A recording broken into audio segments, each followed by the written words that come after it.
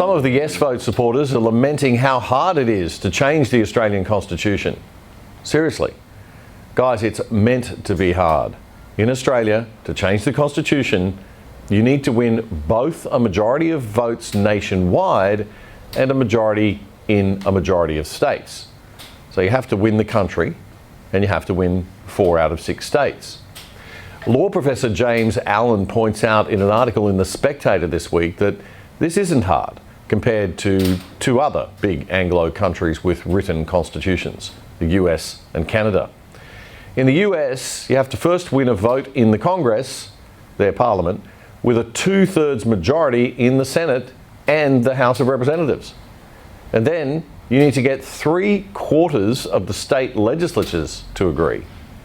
In Canada, you have to get it through the upper house and the lower houses of parliament and then get it approved by 7 out of the 10 provinces. And those 7 have to add up to half the national population. It can't be 7 small ones. For some special matters in Canada, like becoming a republic, ditching the British monarchy, you need the approval of all 10 provinces. Professor Allen notes that this is why nobody has bothered trying to dump the British monarchy in Canada.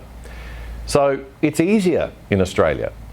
Written constitutions are meant to be hard to change, and all you need is 50% plus 1 in 4 out of 6 states in Australia to do it. So yes vote proponents bleating that it's too hard need to wake up to themselves. If you do want to complain about fairness, James Allen notes, check this out. For virtually all 44 other referenda we've held in Australia, the government fully funded both the yes and the no campaigns.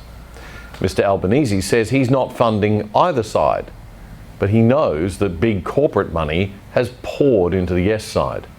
Professor Allen says that right now, the inequality in financial resources between the yes and the no camp is massive. He suspects the yes side might be already making excuses, though, for what many of them now think will be a loss. Don't be fooled. He says, quote, "This proposal deserves to lose because it is a bad idea."